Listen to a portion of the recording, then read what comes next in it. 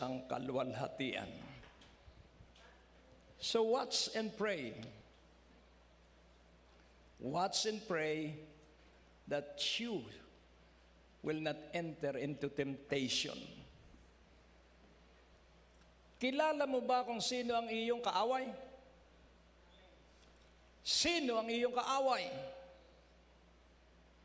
At maririnig natin sa pangkaraniwang labi ng pangkaraniwang Kristiyano, si Satanas po, Pastor! Hello? Si Satanas hindi makakapakialam sa kanino man sa atin. Ang unang kaaway natin ay ang ating laman. Sa sandaling sumama ang loob mo, Satan has an open door. Sa sandaling maginanakit ka, Satan has an open door. Flesh is our mortal enemy. Laman ang ating kaaway na nakamamatay. Tingnan mo uli ang iyong katabi. An anointed man and woman of God mortify the deeds of the flesh. Pag naghinanakit ka, pag nainggit ka, huwag kang maiinggit. Mas malaki ang ibibigay sa iyo ng Diyos. Isang kapatiran na matagal na nagtiyaga sa sunod-sunod na kabiguan. At hirap na hirap dahil sa sunod-sunod na pagkalugi. At sa maraming taon, siya ay laging bigo. Pero tuloy-tuloy siya na may ngiti at may tiwala sa Diyos. At sa nakaraang ilang araw, maliit ang kanyang sasakyan. Pero sa nakaraang ilang araw, pagkatapos niyang magkaloob sa pupunta sa Prayer Mountain, tumanggap siya ng mumurahing kotse mula sa kanyang amo. At ang trade or brand name ng kotse ay Audi. Hallelujah. Laging tandaan mo, gugulatin ka ng Diyos dahil ikaw ay mapagpakumbaba at maamo. Kaya sabi ni David, I will teach you the fear of the Lord. Speak no evil against any person. Kaya kayong nakikinig, alayain ninyo ang inyong sarili. Huwag kayong hatol kaliwat kanan. Gumising ka at iyong kilanlin na kaya ka bigo, kaya ikay mahirap dahil hindi ka sumasampalataya kay Jesus. Maalab ka lang kapag ikay nawala ng trabaho. Laging tandaan mo, the fear of the Lord is a consistent life of always believing in God. Sa Psalm 77, si Asaph ay isang tapat na lingkod at lalaki ng Diyos. Mula sa verse 1 at 13, hindi na natin babasahin. Sabi niya, parang hindi siya naririnig ng langit. Parang napakalayo ng Diyos sa kanya. Parang hindi siya tinutulungan ng Diyos. Yun yung kanyang pakiramdam. Subalit para maalis ang kanyang kahangalan, itinuon niya, hindi sa problema, hindi sa krisis ang kanyang isipan. At ang sabi ng verse 14 ng Psalm 77, pansinin po natin, itinuon niya ang kanyang isipan, Thou art the God that doest wonders. Hallelujah. Thou hast declared thy strength among the people. Itinuon niya ang kanyang pag-iisip na ang Diyos ay laging gumagawa ng kahanga-hanga at kamangha-mangha. At laging kanyang ipinapahayag ang kanyang lakas sa kanyang bayan. So ako'y malakas kahit dumaan ako ng 10 araw na pakikipagdigma sa lagnat at sa kung ano-ano pang hindi pag-amoy, hindi pagkalasa. At from 90 kilos ako, in 10 days ay naging 75 kilos. Why? Dahil gusto ng Diyos na ako'y payat. Hello? Hallelujah! Hindi ko ikasisira yung labanan. Ikapagtatagumpay ko dahil hindi ko alam ang ganap at sakdal na kalooban ng Diyos. Kaya kapag dumaraan ka sa matitindi, huwag kang magtatanong. Sabihin mo, Panginoon, you are always right. All your judgments are right altogether. Thou art the God that doest wonders, that thou hast declared thy strength among the people, verse 15. Thou hast with thine arm redeemed thy people, the sons of Jacob and Joseph, Selah. Ang iyong bisig ang tumubos at nagligtas sa iyong bayan. Kapatid, huwag mong kalilimutan, kailanman ay hindi ka inalis ng Diyos sa kanyang bisig. 24 hours, ikaw at ako ay nasa bisig ng Diyos. Verse 16. The waters saw thee, O God. The waters saw thee, they were afraid. The depths also were troubled. Kaya nais kong makita po natin na itong mga talinghagang ito, itong mga kanyang naaalaala, nahati ang dagat, hindi dahil kay Moses, dahil sa Diyos. Nagkaroon ng ilog sa gitna ng disyerto, hindi dahil kay Moses, dahil sa Diyos. Kaya ang Diyos, pagtiwalaan mo. Ang Diyos, paniwalaan mo. What is adoration? Adoration is you have a desire. You have a mighty expectation and anticipation that you will receive the best from God. Laging ang iyong inaasahan at ang laging iyong hinihintay, tatanggapin mo ang pinakamainam mula sa Diyos. Kaya nais kong unawain nating mabuti, our strength is in our prayer life. Our success is in our prayer life.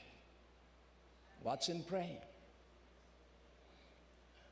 Remember this.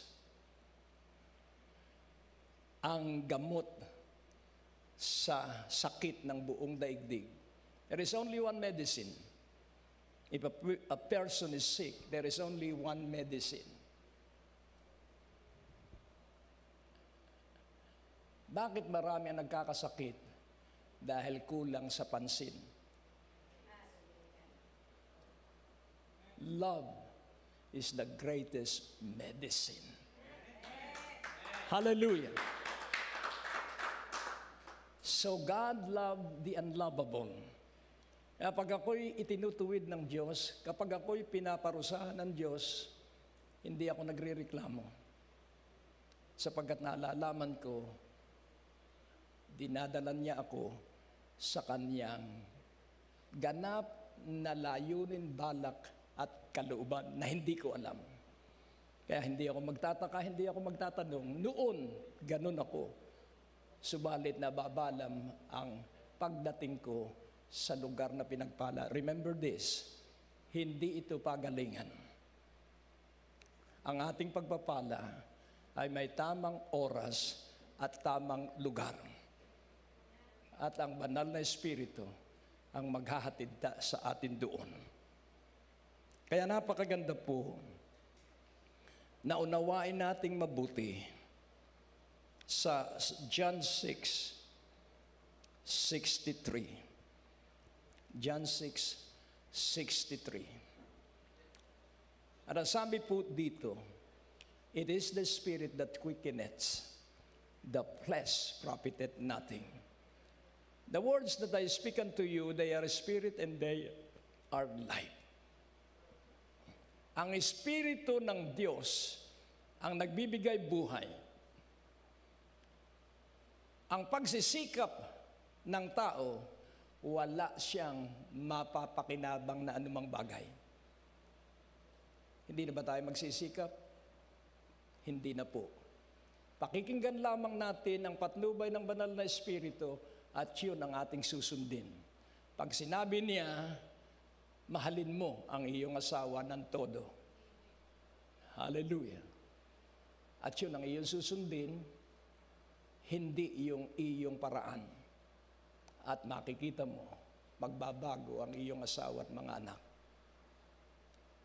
Ang salita kong sinabi sa inyo, ito'y espiritu at ito ay buhay. Mga kapatid, ang sabi ng Panginoon sa 6:26 ng John,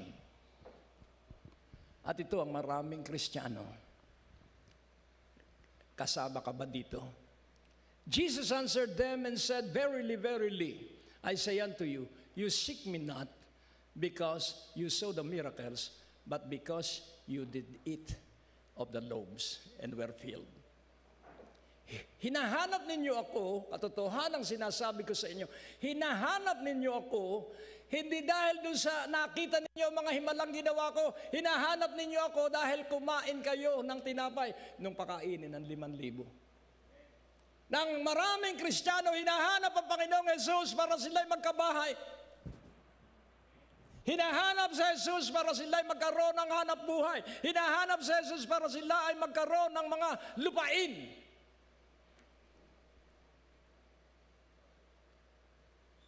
Huwag nagagamitin mo ang Panginoong Jesus sa sarili mong kapakinabangan. Bakit gumagawa ng himala ang Panginoon?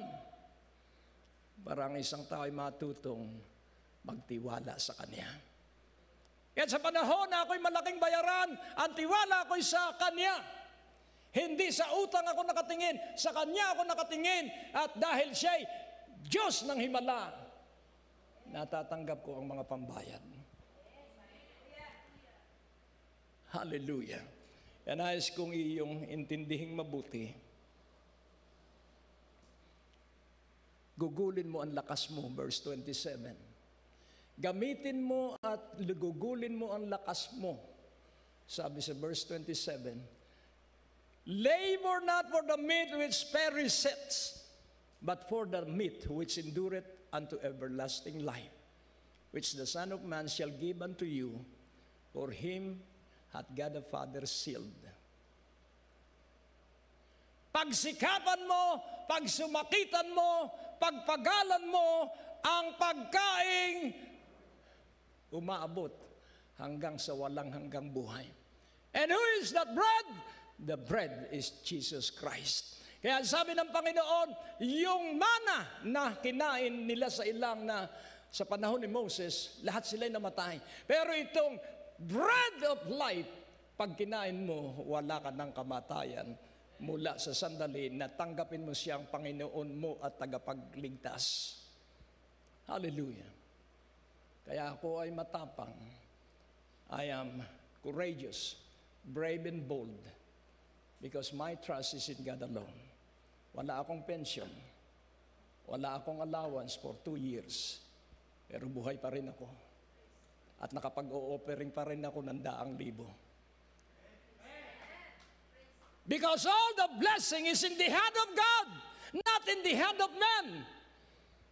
Ang lahat ng pagpapala, lahat ng tustos ay nasa kamay ng Diyos.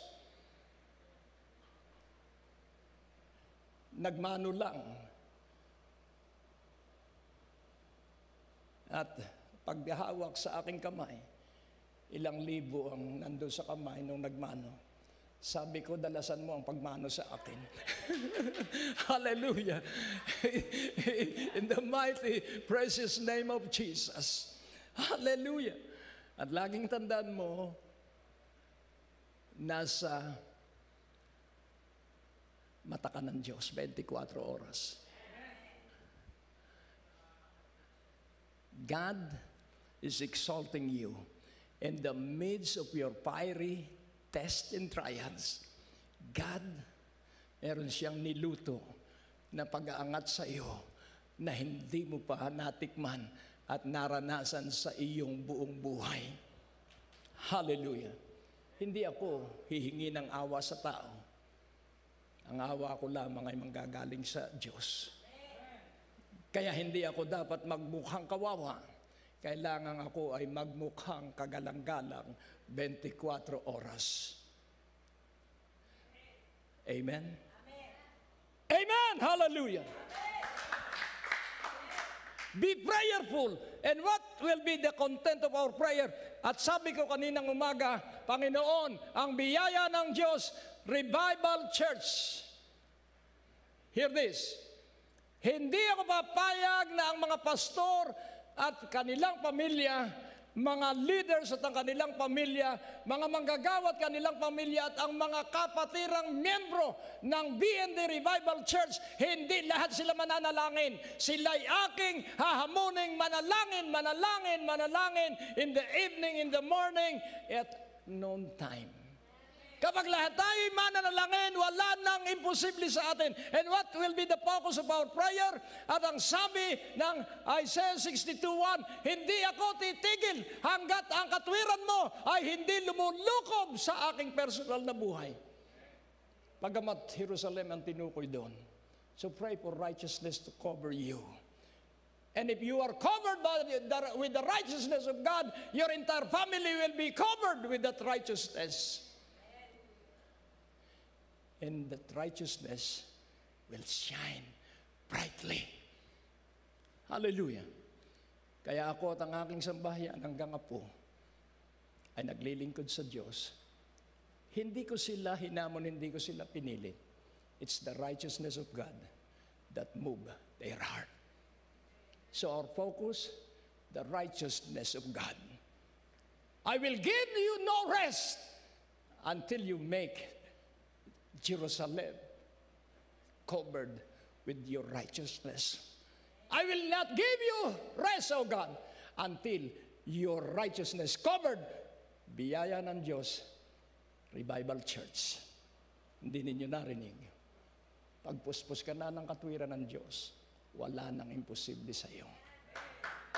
Salvation will mightily follow. Day after day after day.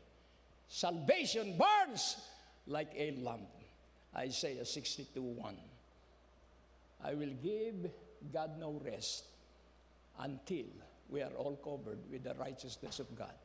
For BND Revival Church sake, will I not hold my peace?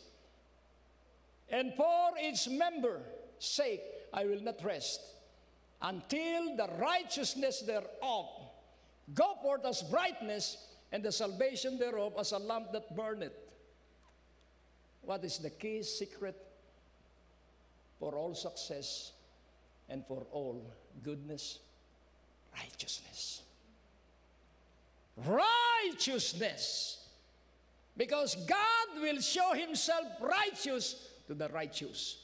God will show Himself pure to the pure. Maintain your purity. Magtapat ka sa iyong asawa. Magtapat ka sa iyong pastor. Lahat ng lumalait sa kanyang pastor, sira na ang kanyang buong buhay. Calamity will not leave their house. Nasa Proverbs po yun. Do not criticize your pastor. Do not criticize your brother in Christ. Because if you judge your brethren, calamity will not leave your house. Hello? Pansinin po natin. Babasahin ko ng tuloy-tuloy sangayon sa nakasulat. For Zion's sake, will I not hold my peace? And for Jerusalem's sake, I will not rest until the righteousness thereof go forth as brightness, and the salvation thereof as a lamp that burneth. Matthew 7:2. Ano po ang sabi?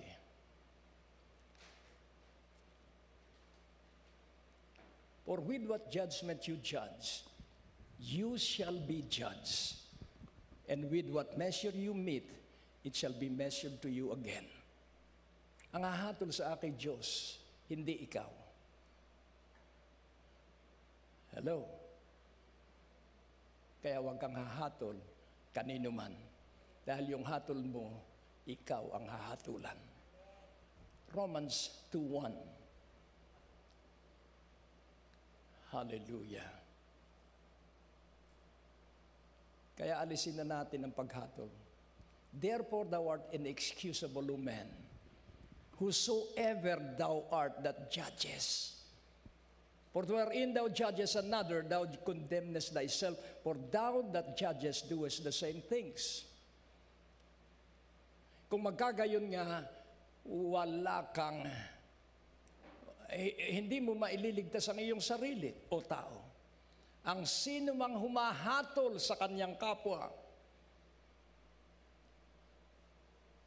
sino mang iyong hinatulan na kapwa-tao mo, isinusumpa mo ang iyong sarili. Hallelujah. Sapagkat ikaw na humahatol, yun din ang iyong gawain. Oh, banal na Espiritu, liwanagan mo ang nadidimlang isipan. At mabuhay kami na iniibig namin ang lahat. Ginagawa namin ang mabuti ang kami kinukulam. Idinadalangin namin ang lahat ng namumuhi sa amin. Tinutulungan namin ang mga kasuklam-suklam. Tulungan mo kami, banal na Espiritu. Dahil ang pagpapala namin ay magbubuhat sa iyo, hindi sa tao.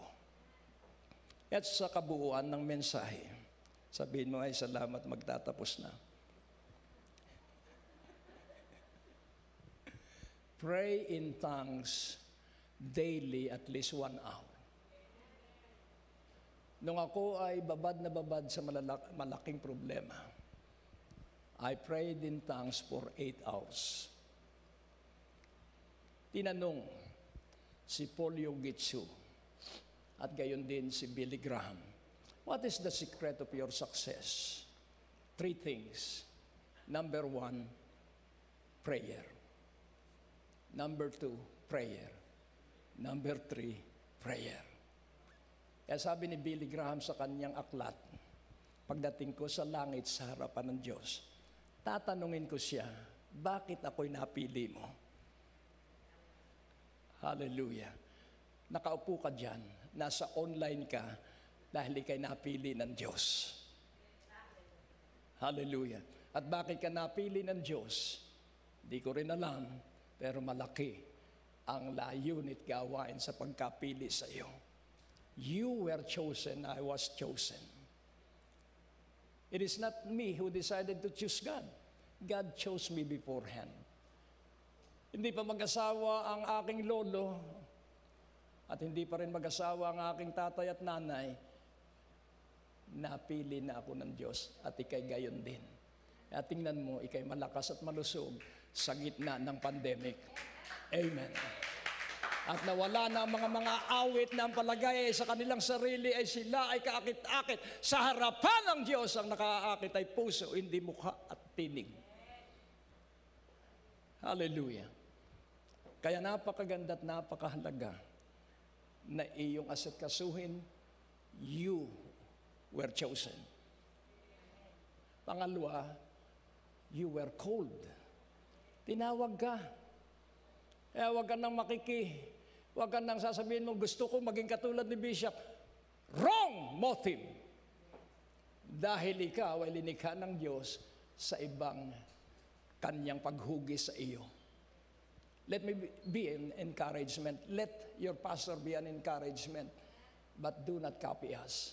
Because God has different design for you. Amen? And nais kong iyong makitang mabutit matuklasan, linikha ka ng Diyos sa isang dakilang kanyang paggamit. Ang Diyos ay napakabuti. So, we were chosen, we were called, and we were elected. Ba, napakatindi po nito. Hinirang tayo ng Diyos, tinawag tayo ng Diyos, at tayo ay pinili ng Diyos. What is our calling? Our calling is not to be rich. Our calling is not to be wealthy. Our calling is to be like Jesus Christ. Romans 8:29.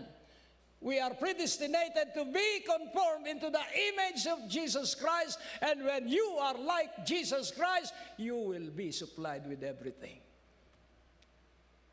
For whom He did foreknow, He also did predestinate to be conformed to the image of His Son, that He might be the firstborn among many brethren. So, we are chosen, we are called, we are elected. And the most wonderful, powerful truths. You are justified, forgiven for all your sins and forgotten by God. Hallelujah. You are sanctified, pinabanal ka ng Diyos. And then thirdly, you are glorified. Hinding-hindi ka mananatiling kapos. Hinding-hindi ka mananatiling nasa panig ng karamdaman, ibabangon ka ng Diyos ngayon din. So meron akong 4 na iiwan sa inyo. Number 1, hear, observe, and do. Makinig, magmasid, upang maisagawa mo yung iyong narinig. Sa Deuteronomy 28:1. Hear, observe, and do. Hear this. Sa simbahang ito, itong last 4 months, we shall be partakers of the best of the land. Salamat sa mahinang amen. Iyon, ang gano, kailangang pasigaw ang amen. Hallelujah, amen. Ano ba ang amen? Nangyari na, nangyari na. Yun po ang amen. Hallelujah, yun ang kahulugan ng amen. Nangyari na, kaya pag sumisigaw ka ng amen, nangyari na. Kaya pag inawit mo yung isang salita at paulit-ulit, amen, amen. Ang ibig sabihin, nangyari na, nangyari na, nangyari na, nangyari na, nangyari na. Amen, hallelujah. Ang plano ng Diyos ang masusunod, hindi ang plano ko. Kalooban ng Diyos ang masusunod, hindi ang kalooban ko. Iginuhit ang pagkadisenyo para ikaw at ako ay atikabuhin ng malaking pagpapalat, bahain ng malaking biyaya at gantimpala. Salamat sa isang amen. Deuteronomy 28:1. Hallelujah. At ang sabi po doon, ano po ang sabi? And it shall come to pass. Ano ang inuna? At ito'y mangyayari. Alam mo, positibo ang banal na kasulatan. At ito'y mangyayari, it shall come to pass, if. So, alam mo ang problema, hindi problema. Ang problema ay fearful to commit a decision. Gusto mo ba mahirap ka o mayaman? Decide to be rich. Sabihin ng mahirap na siya'y mayaman. Ano ba ang gusto mo? Lagi kang mahina na ikaw ay gapang pagbangon mo sa iyong higaan. Let the weak say, hallelujah. Kaya kahit nangangatog ang iyong tuhod, I am strong. Shout it loud, I am strong. Hallelujah.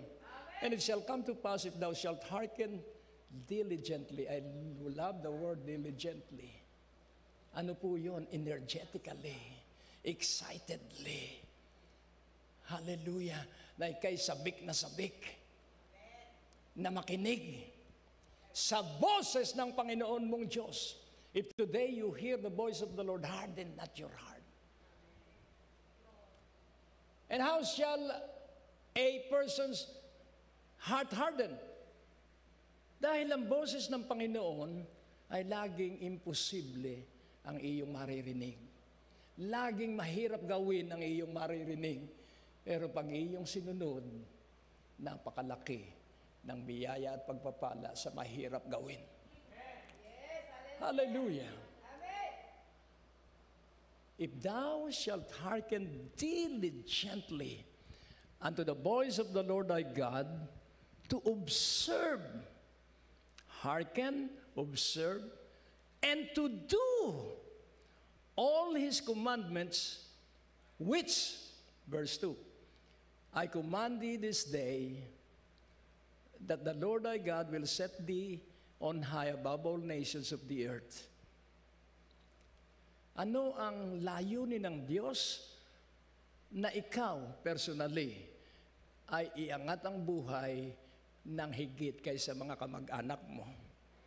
Salamat sa walang amen. Gusto mo lahat ay kamag-anak mo ang mayaman at hindi ikaw. Hello? Tandaan mo ito. Hindi ako lumalapit sa mga kamag-anak namin. Nung buhay pa ang tatay at nanay ng asawa ko, nung buhay pa ang nanay ko, hindi kami humihingi ng piso sa kanila. Sa Diyos lamang kami laging nagsasabi. Sapagkat siya ang may-ari ng lahat. At lahat ng Kanya ay atin. Hindi ninyo narinig, lahat ng Kanya ay atin. Hallelujah. Kaya anuman ang ating hingin, ang pabor niya ay walang katapusan. Hallelujah. Ano ba ang utos niya? Napakasimple naman eh. Ibigin mo ang Diyos ng buo mong puso, ng buo mong isipan, buong kaluluwa, buong lakas. Huwag yung pagtapos ka at pagod na, Panginoon, pagod na po ako, iniibig kita, good night, Lord. Habang malakas ka pa sa umaga, ibigin mo na ng todo ang Diyos. At aasikasuhin niya ang iyong maghapon, kahit magbuhat ka ng isang sakong simento, parang ang buhat mo lamang ay isang sakong bulak. Alin ang mabigat? 100 kilos of cotton o 100 kilos of cement? Pareho. Kaya nais ko, nung ako ay bata pa, at ako'y bata pa rin sa puso ngayon. Nung ginagawa ang prayer mountain, binubuhat ko ang simento paakyat doon sa mahirap na akyatin ng sasakyan sa paliko. Bakit? Dahil ang kalakasan ko ay ang Diyos. At bakit ako malakas? Because I delight myself in the Lord and He gave me the desires of my heart. And if it's the desire of God, hindi ka panghihinain kahit tumanda ka na. At pansinin po natin, ang tinawag ng Diyos ay matatanda. Tingnan mo ulit ang iyong katabi. Si Noah, anong tawagin, ay more than 100 years old. Hello? Laging tandaan mo, habang kami nagtitipon pagkatapos ng aming motorcade last January, 81 years old ang asawa ng pastor. Umaawit pa rin siya at napakaganda pa rin niya ng kanyang tinig. Tandaan mo ito, ang hindi tumatanday boses. Tumatanda ang panlabas na mukha, pero hindi ang tinig. At ang tinig ng pagbabalik ay hanggang ngayon tinig ng pagbabalik sapagkat hindi tumatanda ang tinig. Laging bago ang boses ng bawat isang may takot sa Diyos. May takot sa Diyos. Pinagdidiinan ko, may takot sa Diyos. At ang mga may takot sa Diyos, hindi naninirang puri. Ang mga may takot sa Diyos, hindi nagpapatubo sa utang. Ang mga may takot sa Diyos, hindi tumitingin sa tao. Hallelujah. Kaya pansinin ninyo, lahat tayo sa simbahang ito may takot sa Diyos. Pag nag-present ng proyekto ang ating pastor, sunod-sunuran kayo. At kahit paulit-ulit na project, sunod-sunuran kayo sapagkat natuklasan ninyo na pag ikay nagbigay, Luke 6:38, bibigyan ka ng higit na takal, siksik, liglig, pikpik, umaapaw ang dadalhin sa iyo ng mga tao. Kung nagbigay ka ng isang manok, may darating sa iyong taong may dalang 5 manok. Para may maipamigay ka pa rin. Sapagkat ang pamimigay ay isang magandang ugali. Tingnan mo ang iyong katabi. Pagpalabigay ka, tuloy ang buhos ng Diyos sa iyo para ikaw ay masustentuhan sa iyong pagbibigay. Amen. Hear, observe, and do. At makikita natin in between verse 2 and verse 13. Makikita natin doon ang layunin ng Diyos to make you the head and not the tail. Who are the head? Those who declare that they are blessed and they experience blessing. Who are the tail? Those who shout that they are blessed, but they don't have money. Amen. Hallelujah. Yes. Praise God. Kaya galak na galak ka kapag oras ng hamunan. You are so glad sana humamon si pastor. Dahil ikay hamong-hamon na. Amen. Hallelujah. Kapag ikaw ay may ganong attitude, walang tigil ang biyaya at gantimpala sa iyong buhay. At makikita natin ano yung mangyayari. If you hear, observe, and do, you shall be blessed in Binyan. You shall be blessed in Calabarzon.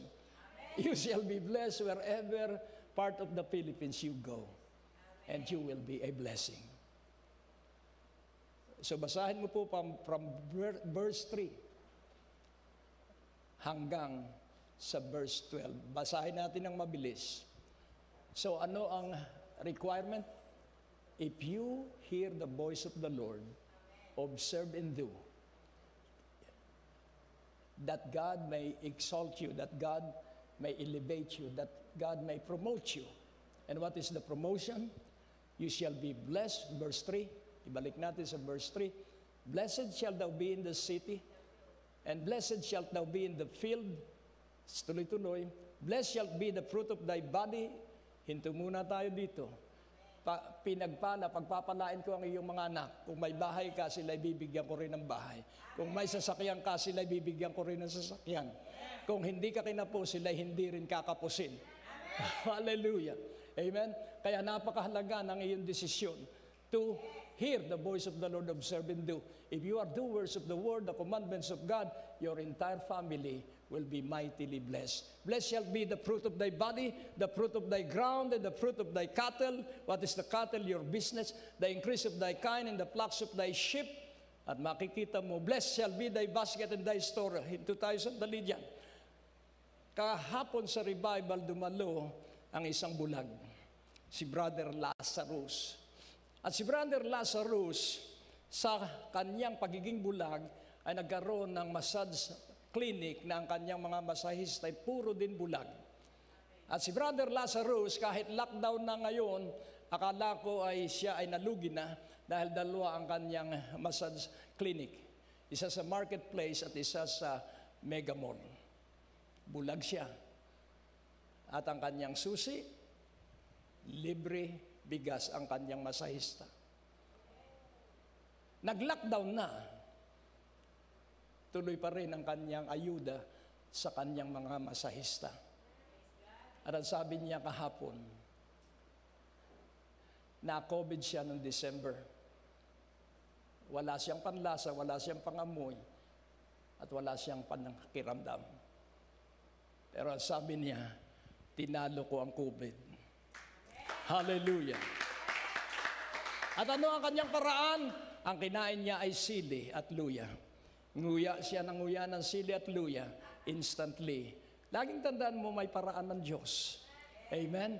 Kaya hindi ka matatalo ng anumang salot kung ito ay dumaan. Dadaan lang, pero ikay higit na mas matibay kaysa bago kadaanan. In the mighty, precious name of Jesus. At ang sabi niya, ngayong lockdown, nagpapatayo ako ng gusali. Bulag po yun, bulag! At ngayong lockdown, nakabili ako ng isang lupain sa Laguna, tinananiman ko ng pinya. Bulag po yun! Kaya, lakasan mo ang iyong pananalig. Kung yung bulag ay pinagpala, ikaw na nakakakita at may pandinig at may paa, higit kang dapat makaranas ng pinagpalang buhay. Buhay! Verse 6. Blessed shalt thou be when thou comest in, and blessed shalt thou be when thou goest out. Pag lumabas ka ng bahay, marami ang takot na lumabas, ako'y labas ng bahay. Sa harapan ng bahay. So, kapag lumabas ka at pumunta ka sa festival, ikay pinagpala sa pagpunta mo, pag uwi mo, pinagpala ka dahil marami ka ng dalang pagkain. Hallelujah. Verse 7. The Lord shall cause thine enemies that rise against thee to be smitten before thy face. Yung lahat ng galit sa iyo, yung lahat ng nilalait ka, yung lahat ng nagtatawa sa iyo, sila ay wawasakin ng Diyos sa iyong harapan. They shall come out against thee one way and flee before thee 7 ways. Kaya hindi maganda ang humatol sa kapwa, lalo na sa lingkod ng Diyos. Verse 8. The Lord shall command the blessing. Oh, I love this. If you hear, observe, and obey. Sasabihin niya, lahat ng pagpapalang wala sa bahay ni Vilma, rumagasa at mapuno ang kanyang kamalig. Hallelujah. Kaya nais kong iyong makita araw at gabi. If you obey the voice of the Lord, He shall command the blessing. The blessing, it maketh rich, and He added no sorrow with it. Kaya sa bahay ay walang kakapusan because God commanded the blessing that I am blessed and my family as well is blessed in all area and aspect of life. Amen. Greg, your life is well every day. Sabi ko, Panginoon, boses mo po ba yan? Your life is well daily. Because I am with you. With God, with you. Wala ka pong reklamo sa iyong labi. Wala ka pong katatakutan sa iyong mararamdaman. Ang laging makikita mo ay kaunlaran, kasaganaan, kabutihan, because we are walled with the mercies and goodness of God. You are the favor of my eyesight. Kinalulugdan ko kayo 24 oras. Bakit kung saan-saan pa kayo nagtatampisaw? Magpakaalam kayo sa akin. Draw near to God. Submit yourself to God. Draw near to God. Wash your hand. Purify your double-mindedness. Magtiwala kang 100% ay sa Diyos. Nakatakda ang lahat ng pastor, leaders, workers, manggagawa ng BND Revival Church sa kasaganaan at kaunlaran. Verse 9. The Lord shall establish the unholy people unto Himself, as He hath sworn unto thee, if thou shalt keep the commandments of the Lord thy God and walk in His ways. So, ang Panginoon, itatalaga kayo na isang, ano po ba ang holy people? Distinguished, dignified, kagalang-galang. Hallelujah. Holy, unique, kaiba. Kaiba sa lahat ng tao. Lahat ng tao ay mareklamo because you are established as holy person. Ngingiti-ngiti ka sapagkat yung pagreklamo nila, pinupuspos ka naman ng Diyos ng kasaganaan. Amen. If thou shalt keep the commandments of the Lord thy God and walk in His ways, verse 10, and all people of the earth shall see that thou art called by the name of the Lord, and they shall be afraid of thee. Sino po ba ang kinatatakutan ng tao? Ang may pera. Hello. Sino po ba ang kinatatakutan ng tao? Ang may connection. Eh pag nakita nila na ikay may connection, hindi sa tao kundi sa Diyos. Wala ka pang pera, ikaw ay nagbabayad na ng broadcast. Hello. Kung nangyayari ito sa inyong pastor, ito'y magaganap din sa inyo. Kung ano ang nangyayari sa akin, mangyayari din sa inyo. Kung ano ang nangyayari sa aking pamilya, mangyayari din sa inyo. At ang dalangin ko, masigit kaysa akin. Hallelujah. Sapagkat marami kayong lalakaran pa dahil kayo'y mga bata pa. Pero laging tandaan mo, kailan dumating ang pagpapala ng sinabi ng Diyos kay Noah after 100 years. Kailan dumating ang pagpapala ni Abraham? After 25 years. Kaya sabihin mo, ang pagpapala ay hindi napipigilan. Ito'y nakaamba at nakatakda sa takdang oras at lugar ng Diyos. Amen? Kaya ito na, sabihin mo, ito na. Ito na, ito na, ito na. Rumaragas ang pagpapala, verse 11.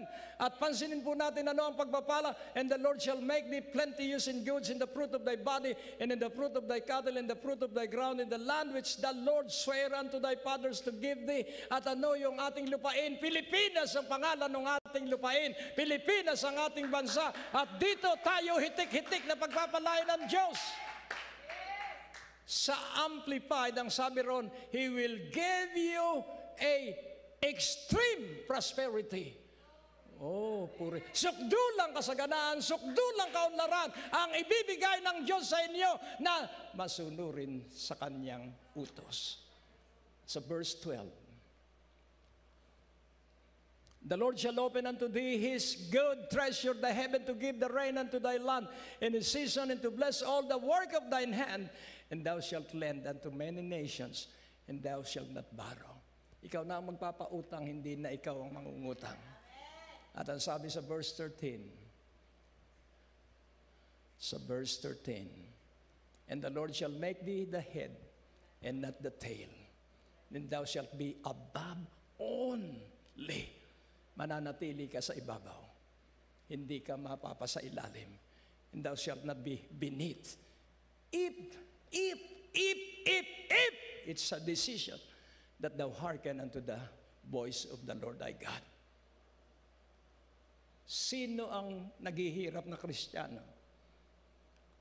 Sa verse 47, ito ang naghihirap na mga Kristiyano. Wala sila dito ngayon. 28:47. Because thou serve not the Lord thy God with joyfulness and with gladness of heart for the abundance of all things. Saan man sila pumaroon, kasalatan, kabiguan, kakapusan. Bakit? Dahil hindi sila naglilingkod sa Panginoong Diyos ng buong kagalakan at buong katuwaang buhat sa kanilang puso. Abay, napakayaman po ng Pilipinas. Kaya pinag-aawayan ng Pilipinas ng Russia, Amerika at China. Napakayaman ng Pilipinas. Nasa Pilipinas ang pinakamayamang mina ng lahat ng mga mahalagang mineral. Hallelujah. At yun, ngayong 2021 September, wala nang makahihipo doon. Ito'y para sa iyo at para sa akin.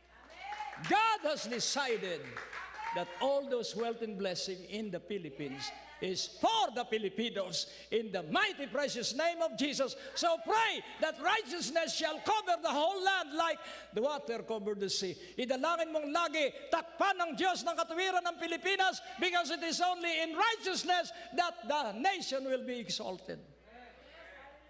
Oh, I love the Lord. Kaya basahin mo mula verse 15 hanggang katapusan ng Deuteronomy 28, ang mareklamo, yun ang kanilang buhay. Puro kamalasan, puro kabusitan, puro away, puro hatulan. Pero ang mga anak ng Diyos na walang-wala ay nagkakaroon dahil sa kanilang banal na takot at paggalang sa Diyos. Number 2, be disciplined and obey. Be disciplined and obedient. Padisiplina ka sa Diyos. Kung itinutuwid ka ng iyong tatay at nanay, sabihin mo, mahal ako ni tatay at nanay. Huwag kang kung saan-saan magpapaista-istambay. Hinihintay ko ang pagbabayad ng nabili namin sa Save More. At napakatagal nung mag-iina. At sa harapan ko ay nakatalikod yung mama. At sa likuran niya ay nakasulat, standby. Standby, I-S-T, Tagalog, standby. At ang sabi doon sa standby sa bawat letra, ito sila. tayo. Ano ang kasunod? Standby. Standby tayo. Ayaw. Ano ang M? Ayaw maging mayaman. Laging gusto'y naka-standby. Tingnan mo ulit ang iyong katabi, mga kabataan. Gusto mo bang ganyan ka lang? Sagot, mga kabataan, sabihin mo, hindi! Sapagkat malaki ang inihanda ng Diyos. Kaya sabi ni Solomon, habang bata ka pa, huwag mong kalilimutan ang iyong Diyos. 12:1 ng Ecclesiastes, while young, always remember God. At kaming matatanda na, ay laging nasa isipan namin ng Diyos, hindi na para sa amin, kundi para sa inyo na kayo ay magiting na gamitin ng Diyos. Be disciplined and obedient. Then thirdly, be willing to obey with sincerity and gladness. Maging bukal sa kalooban mo ang pagsunod at taimtim sa katapatan ang iyong katuwaan. Then fourthly, this is your reward. You will be partaker of the best of the Philippines as a testimony that God is with you. Manalangin tayo. O Diyos, aming Ama, dakil at napakabuti. Kapag kami dumalangin, titingnan namin ang aming sarili sa bawat talata na aming dinidili-dili, binubulay at minimeditate. At aangkinin namin yung pangakong nasa talata, yun kami. Sa iyo ang kalwalhatian, Ama, sa pangalan ni Jesus, at bawat isa na buhay ay sumigaw ng hallelujah, amen. Amen, hallelujah. So magsitayo ang lahat. Meron pa ba, Naina, Sister Naina, na mayamang-mayaman na? Meron pa bang gagawin o bago ang benediction? Okay na. Purihin ng Panginoon. Itaas ang dalawang bisig. Basta ang lahat ng nakataas na bisig, lahat kayo ay pagtatagumpayin ng Diyos. Panginoon, lagi kaming magtataas ng aming mga bisig sapagkat mga bisig mo'y laging nakadipa at handa kaming pagpalain. Lahat ng sakit ay malusaw. Lahat ng gallbladder na bato ay malusaw. Lahat ng nag-aagaw buhay ay bumangon sa pangalan ni Jesus. Lahat ng walang-wala ay dumaloy ang kasaganaan sa kanilang buhay. Lahat ng naghihirap ay yumaman. Ikaw ay maluwalhati. Ikaw ay maparangalan sa buhay ng bawat isa dahil ikaw ang Diyos namin na mahiwaga, ikaw ang Diyos naming mahimala, ikaw ang Diyos namin na lahat ng ginagawa ay tama. Ang pagpapala ng makapangyarihang Diyos ay lubusang bumuhos sa inyo katulad ng isang malaking ilog. Hindi kayo magkukulang mula ngayon sa ngalan ng Ama, ng Anak, ng Banal na Espiritu, sa pangalan ni Jesus, at ang lahat ng tumanggap at naniwala sumigaw ng hallelujah, amen.